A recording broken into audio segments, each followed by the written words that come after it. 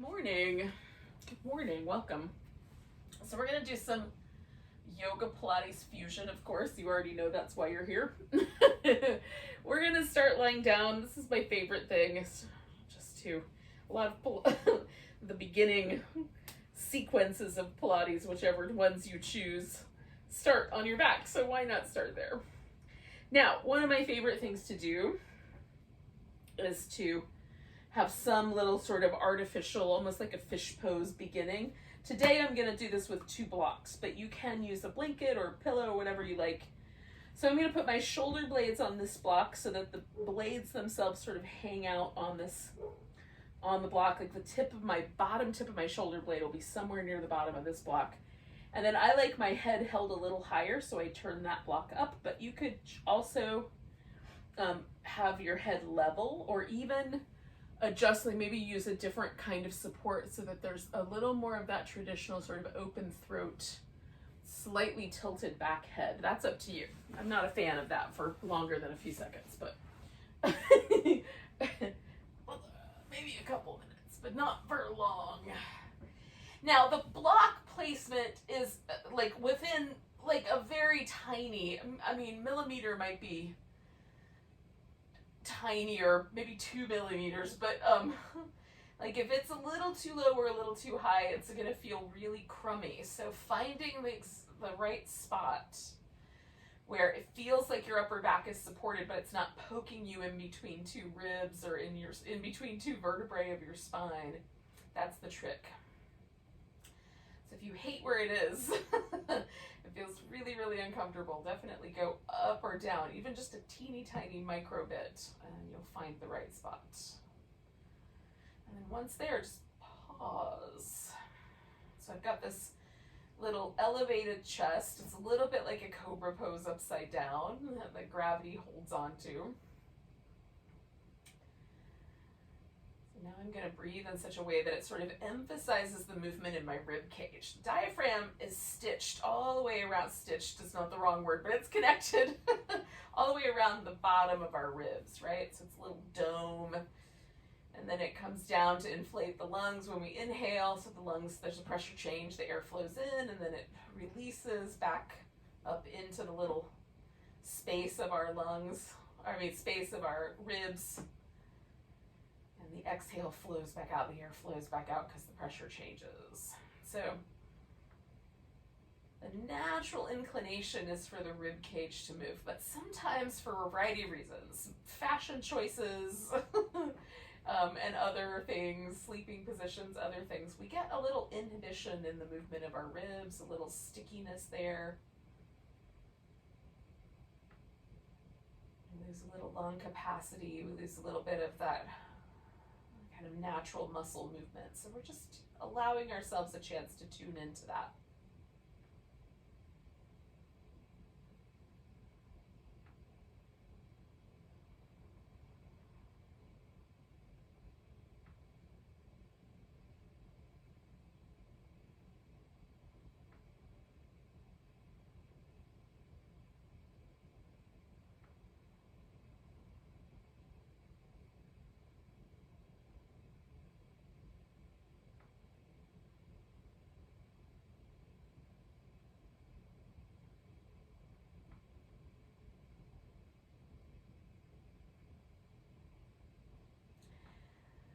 Also trying at the kind of bottom of each exhale to really just release any tension from my muscles, particularly in my shoulders, neck, jaw, muscles around behind my eyes, places where I might normally kind of carry a habitual amount of tension.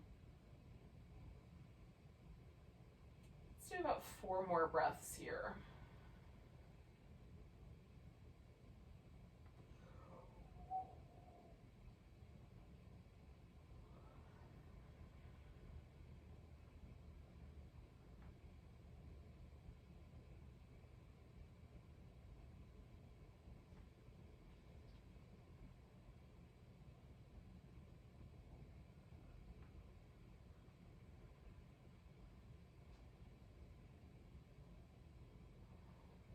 Now I'm going to go ahead and take the blocks out from underneath me. I'm rolling.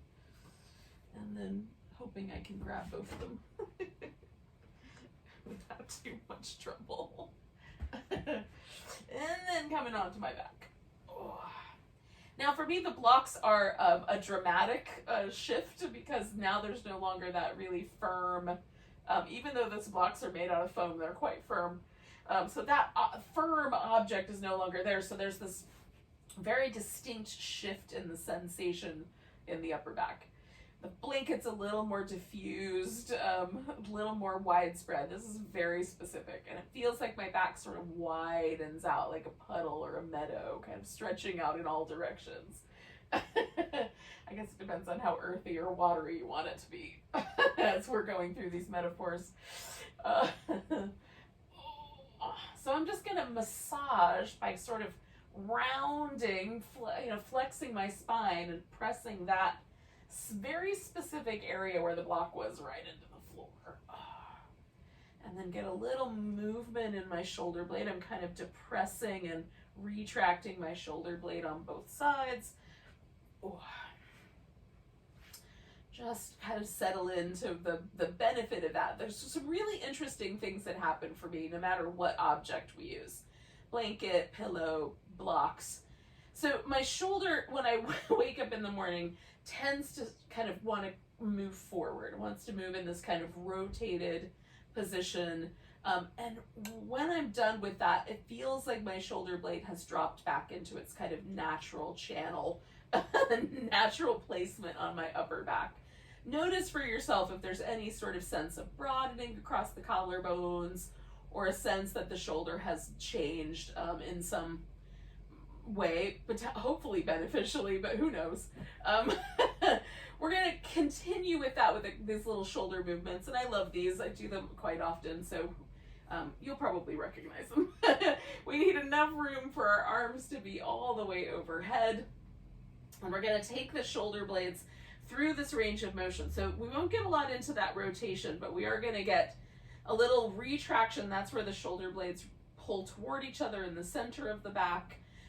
We're getting a little protraction. That's where the shoulder blades pull away from each other, or kind of coming around towards the sides of the body. We'll do a little elevation where the shoulder blades come up towards the ears, and a little depression where the shoulder blades move down the back towards the hips. So that's the idea. So we're going to move our arm bones as well, but we're going to try to propel them from the shoulder. So starting with a little bit of a retracted shoulder blade, and you can have your legs out straight if it doesn't muck with your spinal alignment, if you like. For me it does, so I'm keeping my feet on the floor. So I'm reaching down toward my heels. That depresses the shoulder blades. Bringing the arms up, I'm going to protract. As I go all the way over my head, they're elevated, and then I'm just going to return. You got the idea, I hope. At the very end there, against the resistance of the floor, I'm going to retract my shoulder blades.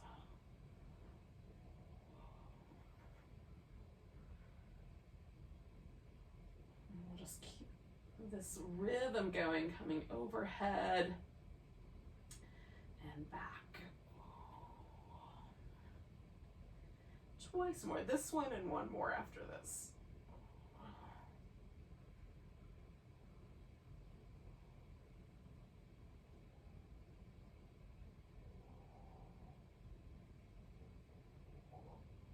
I like feeling the shoulder blade rhythm, the kind of,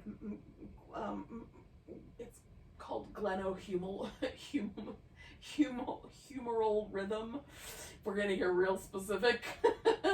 So this rhythm of the way the humerus and the shoulder blade cavity, I guess, the glenoid process where the humerus drops into the shoulder blade, the rhythm that it has can be quite evident against the floor. Like we can feel the shoulder blades moving in a rhythm with the arm bones.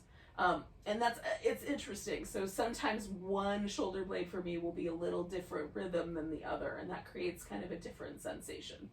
So we're going to pause here with the fingertips pointing up. We've got a protracted shoulder blade to begin with, and then we'll retract them, kind of hug them in together, and then protract them out.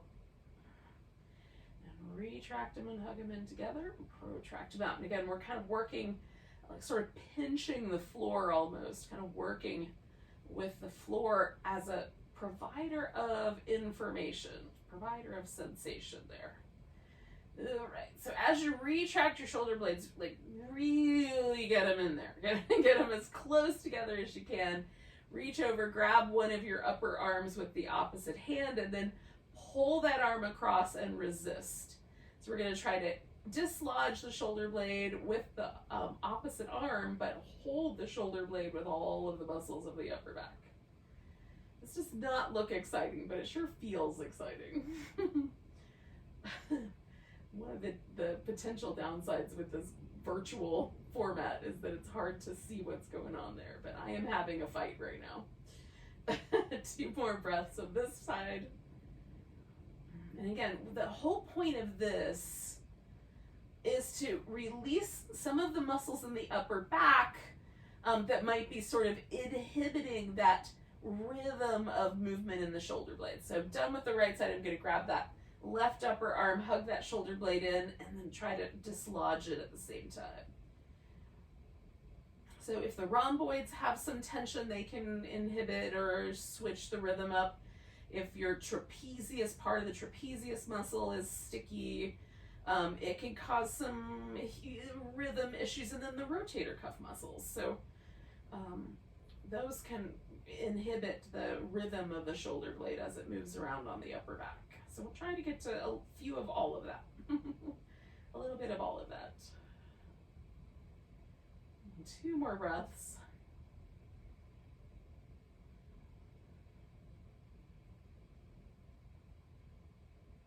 All right, so we're going to release that arm. I'm going to give both of my arms a little shake.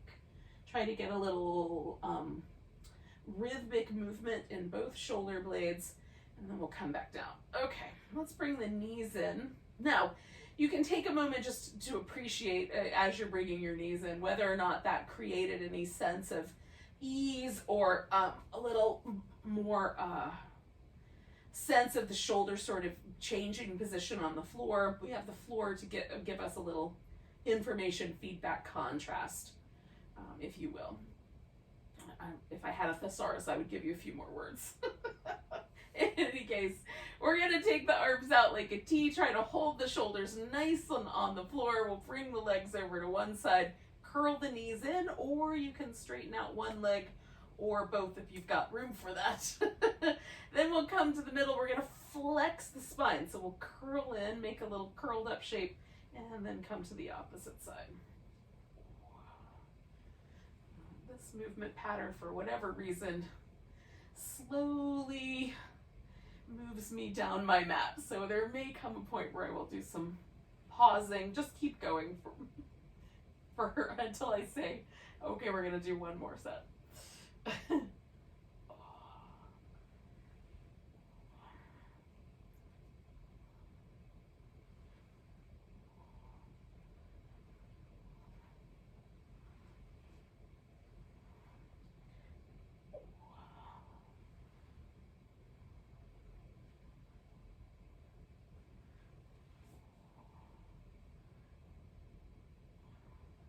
Okay, I'm going to do one more set.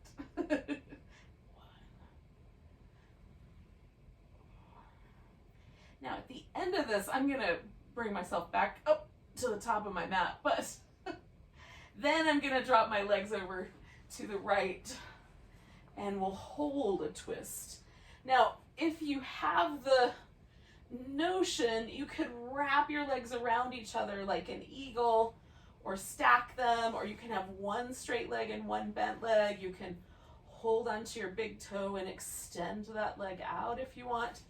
So you can make your twist as fancy or as simple as you like.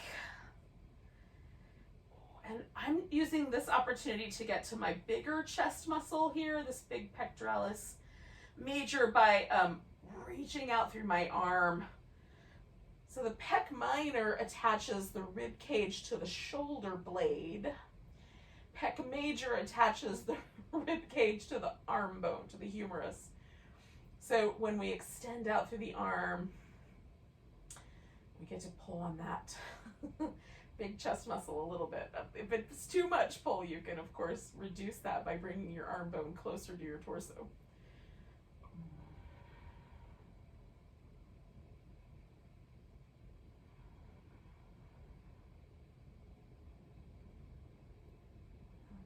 big breath here on this side. Let's come back to the center. I'm going to grab hold of my right leg and then spin that right foot in circles, letting my left leg, left hip relax. Most of the twist was exciting in the left side, so let that have a little moment, a little moment to itself.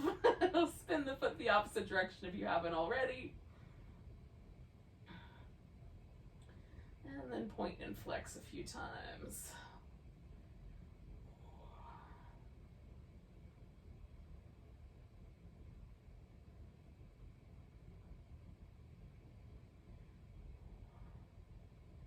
I'm going to go for a little hamstring stretch out here and then immediately sort of bend and hug the leg in.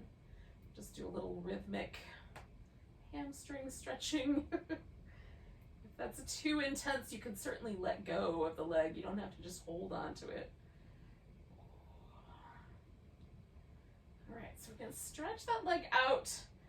And to start with, I'm going to put my left foot on the ground so I've got kind of a loose, I don't know, bridgey shape on that left side, and then this right leg is lifting, reaching straight up toward the ceiling. So that's possibility number one. We're gonna do a little curl up and then a little curl from the left elbow lifting towards the right leg. That's the movement. Up, down the center line, and then a little twist. You can extend out the left leg and do that little center, or you can hover that leg to create a little bit more work for yourself. So whatever you find is the best option. A little curl down the center and a little twist. Trying to operate from the abdominal muscles, not the neck. But basically I'm just making a little basket for my head to rest in so I can focus that movement from my center. 2 more.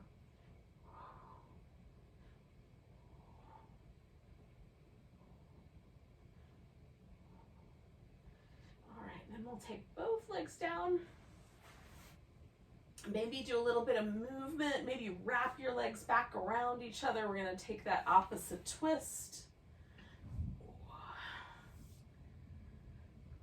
Ooh. Sometimes one side's a little tighter than the other, y'all. Today the right side's a little tighter. That's not abnormal though.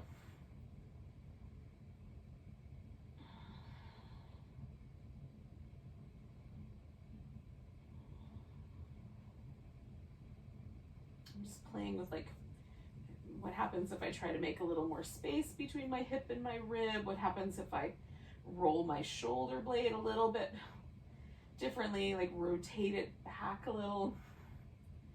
Just feeling around for a little perfect spot. Let's do a couple more breaths. Sometimes there's no perfect spot, but the exploration is fun.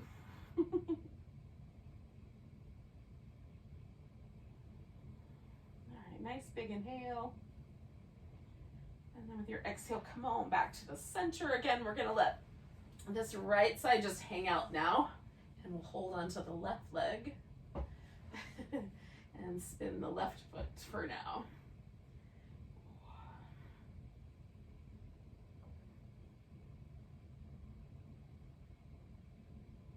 Go the opposite direction.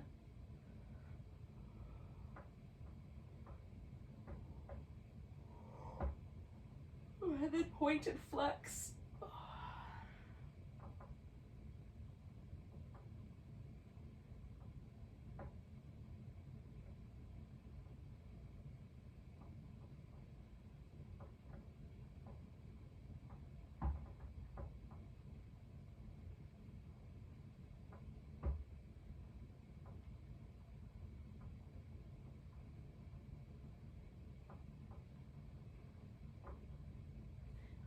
See about stretching out the hamstrings.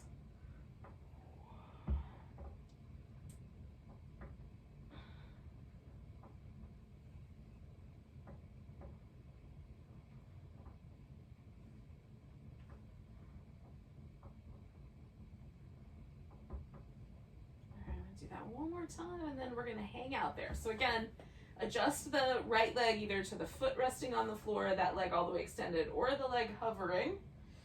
And then with a little basket for your head, we're going to curl up in the center and then take that right elbow up towards the left with that little bit of a twist.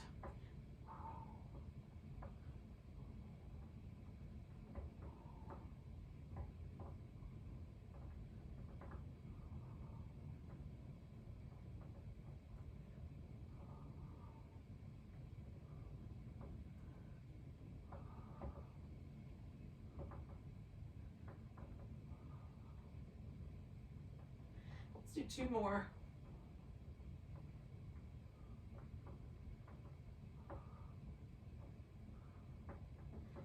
And then we'll bring the legs down.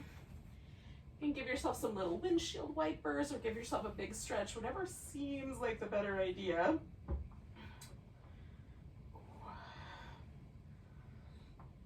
Essentially, we're just going to flip upside down, flip right side up, whatever that is.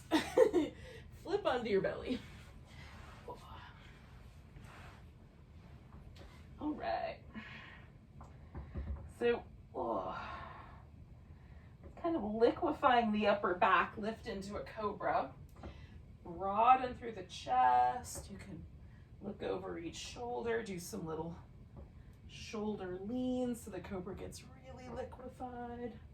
That's all the way up to you, man. Come down, let yourself release any tension from your upper back.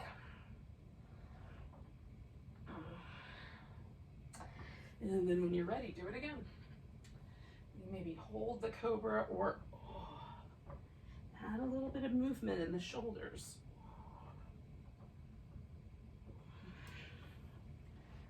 Come down when you're ready, relax the shoulders a little bit.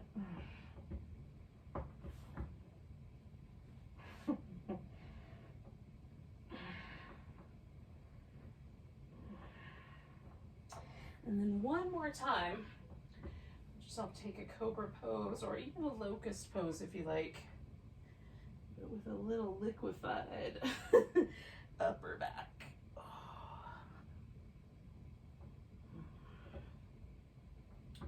right. Now, you can, once the upper back is all relaxed and liquefied and softened, you can go straight up to all fours, launch right into some cat shapes, or you can go to child's pose initially, give yourself a little wobble there, and then come into the all fours position. Now, if your wrists are tender today, one option for the cats is to do them kneeling, or on the elbows. You could also do your planks this way. It will kind of, slightly disrupt the flow of your practice, but that's not the big a deal. We'll all join up together eventually. You can avoid any pose that just doesn't feel nice in your wrists. Similarly, there's other body parts, knees or Achilles tendons or like anything that just might be tender. You can avoid any of that by modifying your practice.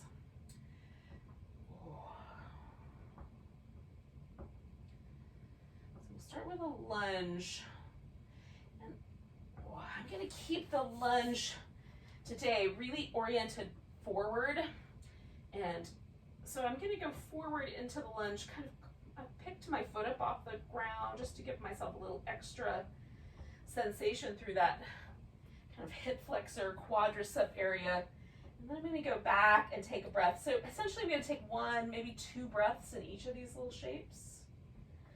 And then I'll come back to the other shape. We'll do this 3 times.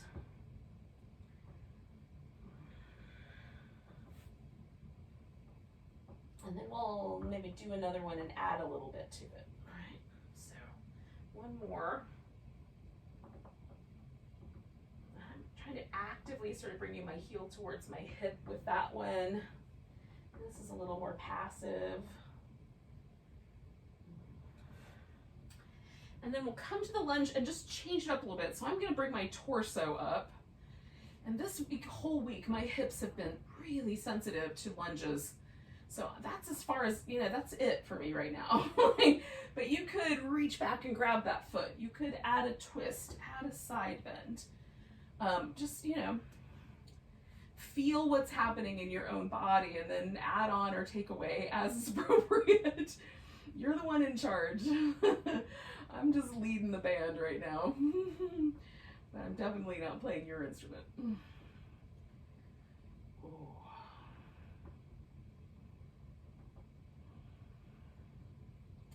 At best, I've chosen which music we're going to play. I've picked the sheet music. Other than that, we're all on our own here. One more breath with this shape. And then I'm going to come back to that second shape, this little hamstring stretch. And you could send this foot further forward so it gets a little closer to the splits. You could stay more upright. Oh, you could fold more just to, play with the sensation.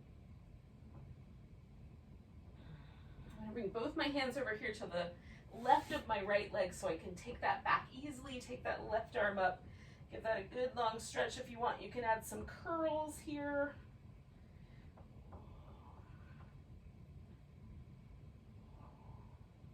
One more breath. And then we'll come back. Now I'm going to modify this so I have a modified plank. You can go to a full plank if you like. And hold steady, one more breath. And then we'll lower down. Do either some cobra or some locust. And then come back. I'm going to go all the way back to child's pose, but you can stop at that all fours.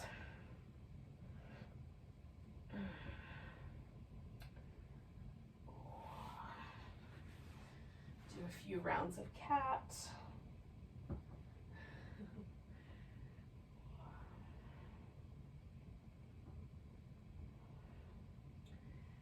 And then I'm going to take my left leg forward. And again, keeping my sort of torso aimed as forward as I can.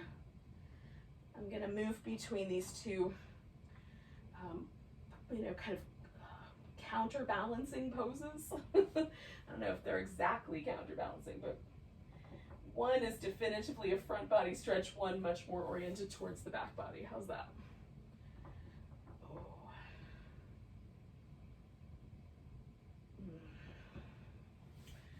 Spending like the breath that it takes for me to move plus a breath with each of these shapes. One more time.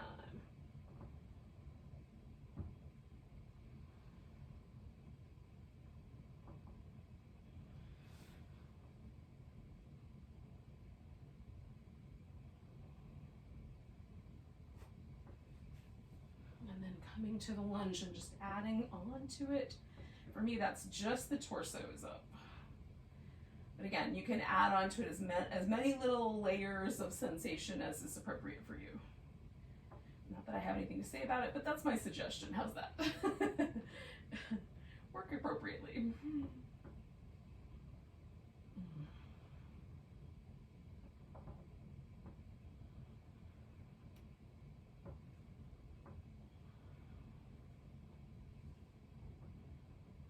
One more breath. And then we'll take the contrasting pose. And again, there might be a little extra layer put here.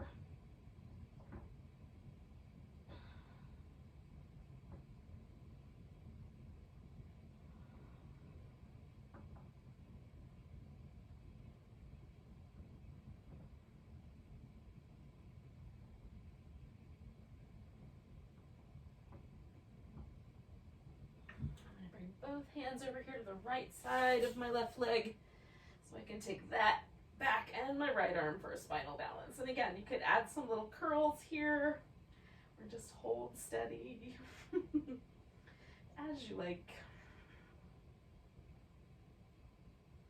One more breath.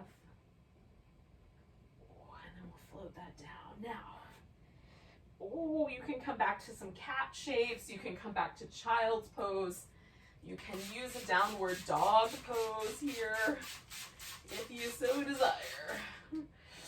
You can come back to plank. And and then come to downward dog.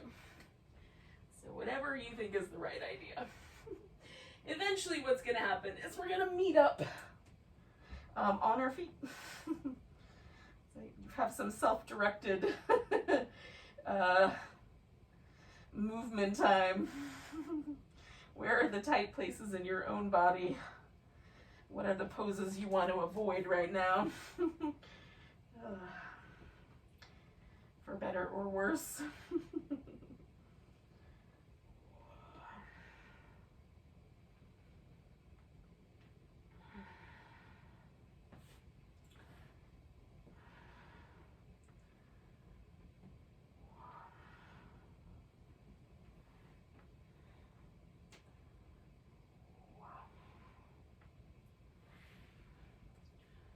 And then, I'm certainly not rushing you, but at some point, maybe in the next 3 breaths, get yourself onto your feet.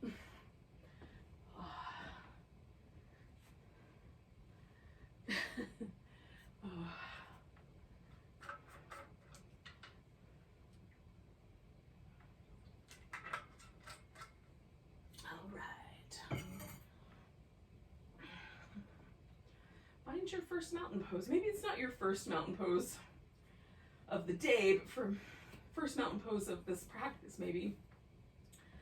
And pause for a moment and see if there's anything sort of working against being really steady and aligned. Are there muscles on the right side or the left side of your hips or your back that are tugging you in a direction? Is there anything in the back or the front of the legs that are pushing you or pulling you in a direction? Is there tension in your upper body, your neck, shoulders, jaw that you can go ahead and let go of for now? So the implication of the mountain is this kind of stillness and stability, right? So these 2 qualities. And notice if that's true for you. Maybe your mountain isn't so still today, or at least not yet. We'll compare it to the next one. Take a nice big breath. You can add a little bit of a back bend if you like. We're going to grab that right wrist, a little stretch over to the left. Come into a chair pose. Now you can bring the hands down if you like. We're going to add a twist. So I'm going to twist to my right with my torso, sink a little deeper in. You can certainly bring your left elbow around or put your right hand in the air and your left hand on the floor if you want to add on a little.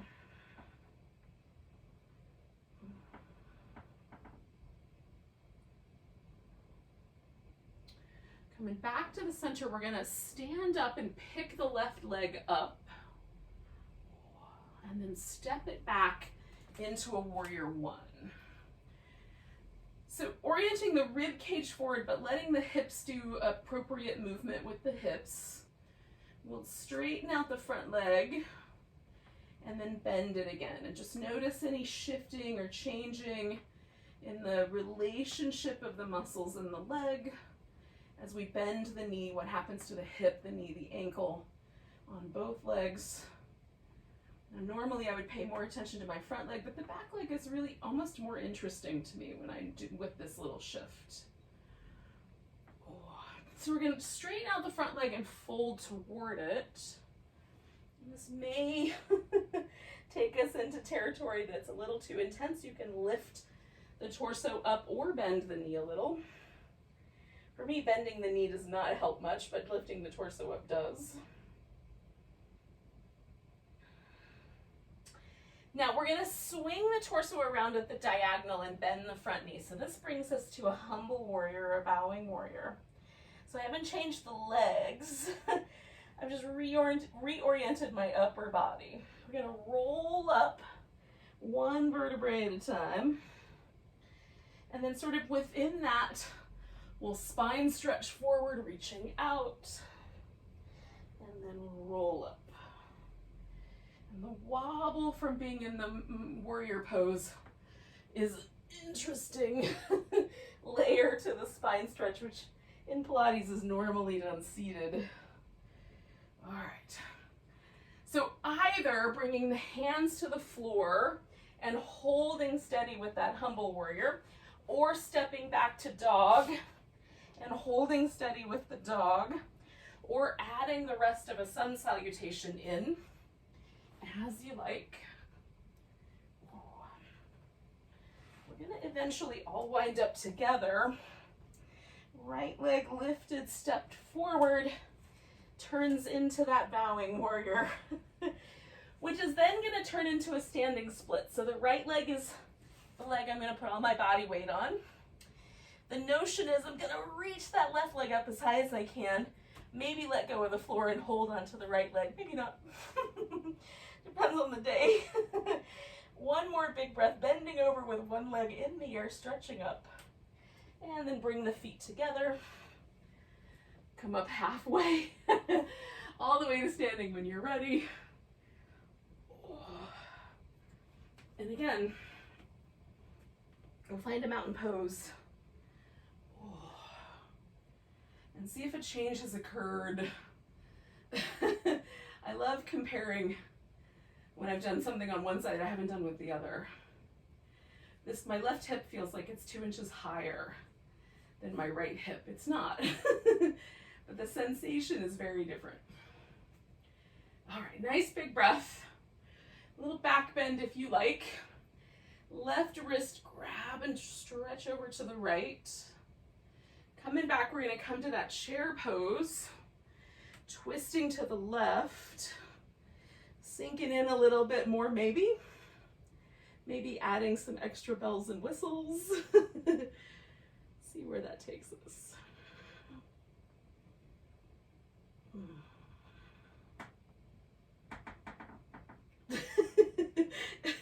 I'm getting to the age where my bones are making creaky noises. One more breath. It's still a fun pose. All right, I'm standing straight up onto this left leg, picking up my right leg, and then stepping it back to that warrior one. And again, just finding a reasonable placement, stretching out the front leg, and bending it back again. Just noticing the shifting relationship that the pelvis has as I do those two things, the straight leg, bent leg. One more.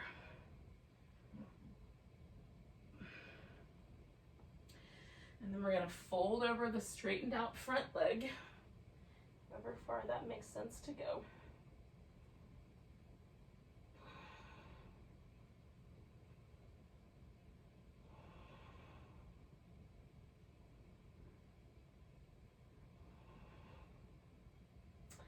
Now I'm gonna bend this knee, come to this humble warrior, a little moving my torso to the diagonal. Haven't changed the hips or the legs, just the torso in relationship.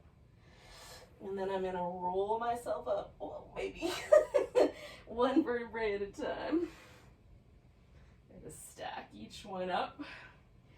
Get a nice big stretch through my spine and roll myself up. And one more nice big stretch through the spine. I'll roll myself up. And we're not gonna roll up this time, but we'll stretch out. Hold the bowing warrior, or step back to dog and hold, or come forward into plank. Lower it down. Maybe there's a couple of push-ups or a little linger in your plank. When you're done with your back bend, come on back to down dog. And you'll pick up your left leg, whether you've been holding dog or hanging out with it, just for a brief moment. Stepping that left leg forward, come to your bowing warrior. And then we're gonna lean this into a standing splits. The right leg is the one coming up this time. Reaching up toward the ceiling. And maybe look, no hands. Reach that leg up, big breath. And then we'll put it down and come up halfway. And then eventually all the way to standing. Oh, little jiggle. Find your mountain pose one more time, just so we can see. Are the hips the same now? Do I feel taller, more relaxed, anything? I feel more balanced on my feet and a little lighter. All right. So we're gonna come into a squatting position. Your legs can be as wide apart as is appropriate, but we're keeping it fairly low and close to the ground. The notion is that we're gonna go from this pose, or sit down and come into a boat pose. Some of you will be close enough to the ground that that's just one motion, just sit down and boat pose it. And others of us will be a few more steps. Bring the knees toward the elbows. 10, 9, 8, 7, 6, 5, 4, 3, 2, 1. And then with the feet together, get your sit bones a little sort of out from underneath you as you fold forward. Then we're gonna shift. So I'm gonna bring my right foot behind my left foot. So there's still sort of a center plane, but right and left are slightly aligned differently. And then to the degree that you want to fold forward, fold.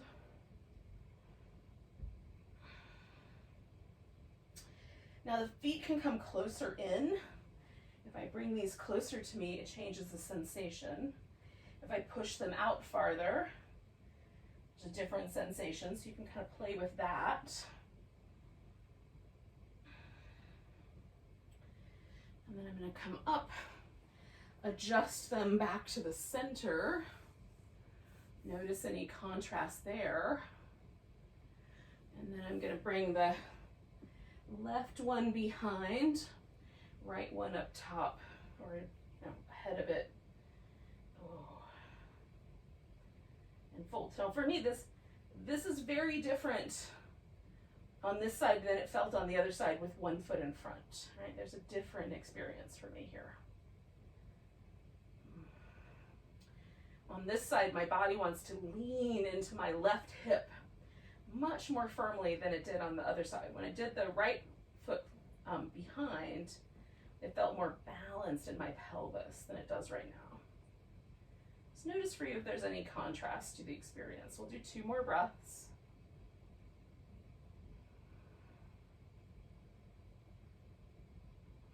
And then we'll come up.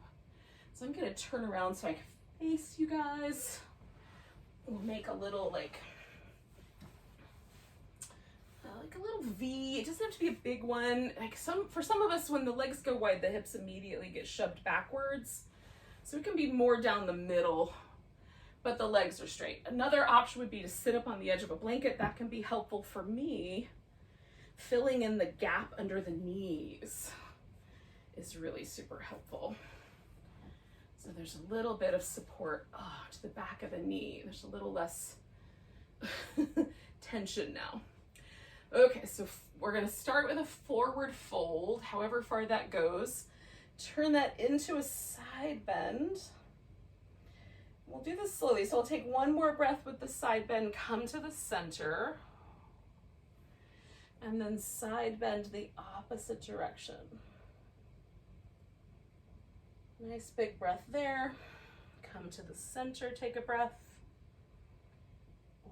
With the exhale, I'm transitioning, and then I'm going to take a nice big breath. Transition, big breath. Transition to the other side, big breath. We'll do that whole thing one more time. So I'm going to come to the middle, take a breath. Lean over one leg. To the middle, and then side bend over the other leg. Come to the center. All right, bring ourselves up.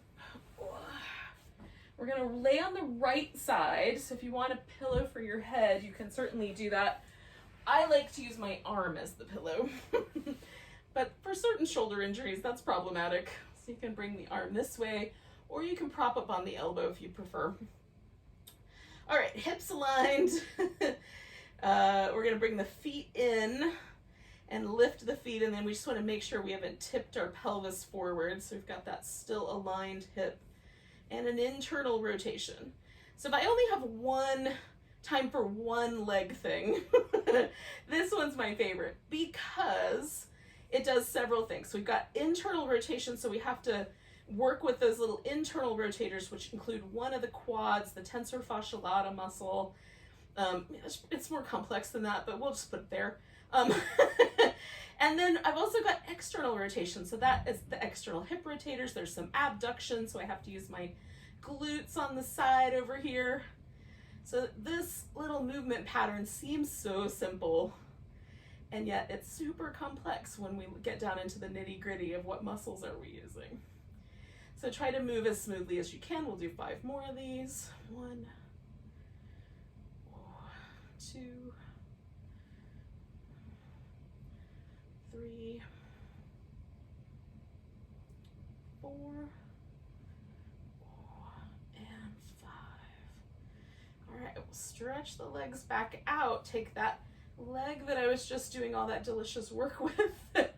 Now I've brought it across so that I can get a little bit of like a pigeon stretch right here while I do my inner thighs.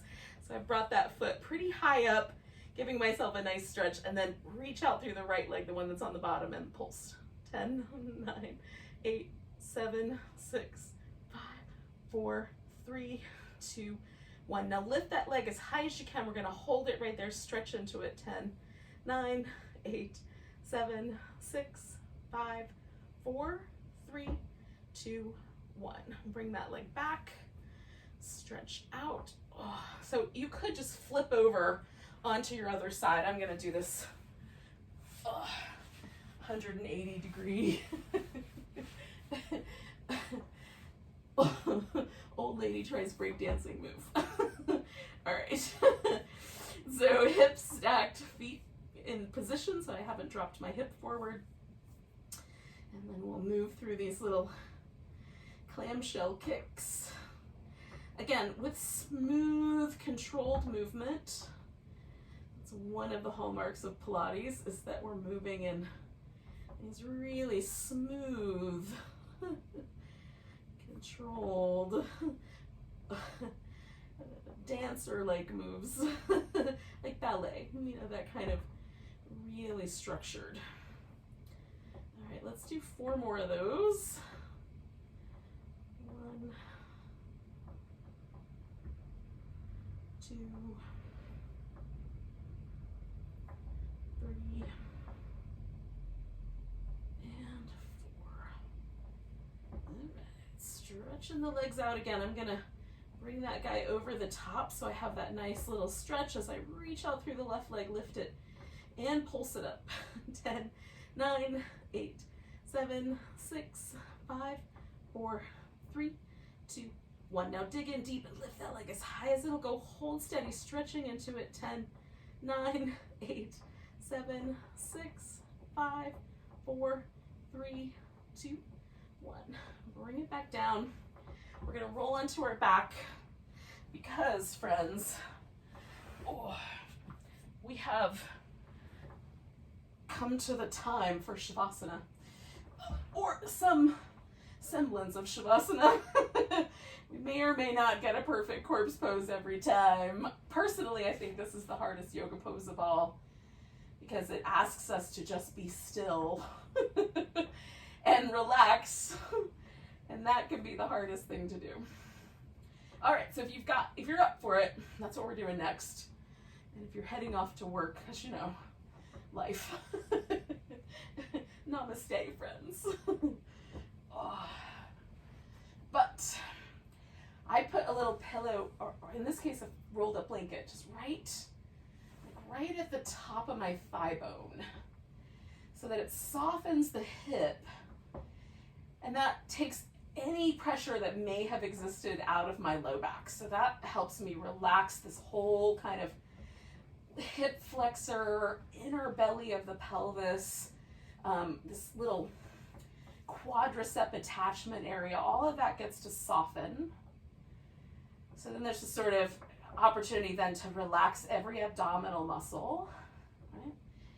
I'm taking my shoulder blade a little bit wide and a little bit down, not super protracted, not super depressed, but just a little bit of both, because that creates a situation where it feels like my chest broadens, my collarbones widen, and there's a little less kind of forward pressure towards the breastbone.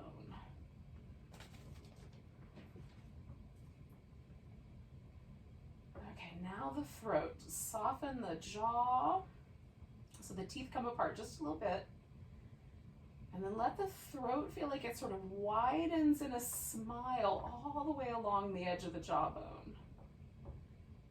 Just a really gentle Buddha smile. The lips get a little softer, a little fluffier, the root of the tongue a little softer, soft palate a little softer, a little wider. So it's almost like we're sort of softening all of the vocal area. We don't have to speak for ourselves now. We can just let go.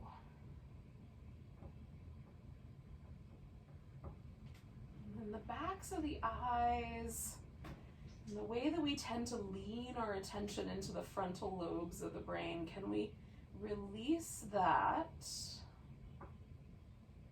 Let our attention rest more in the intuitive centers near the back of the brain. Releasing the pressure away from the optic nerves, the pineal gland.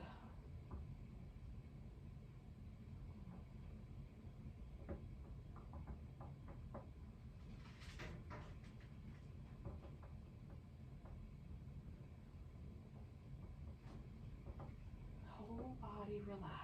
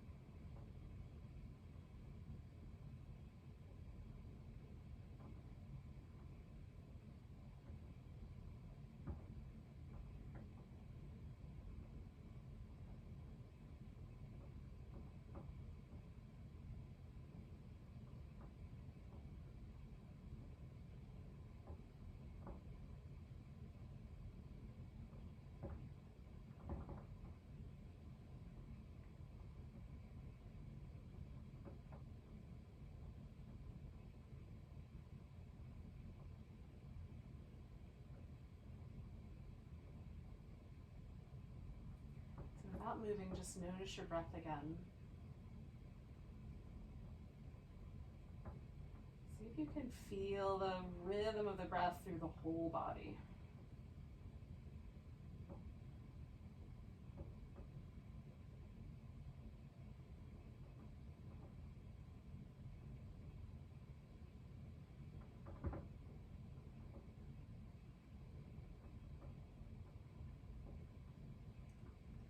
breath down to your tiptoes. Let go with a big sigh. Stretch and wiggle.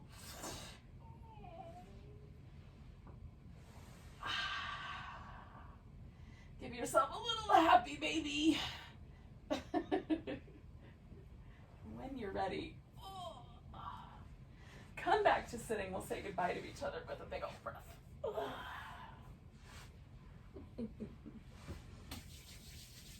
Thanks for joining me for some Wednesday morning yoga Pilates fusion. Hopefully you feel better, a little more at ease in your skeleton.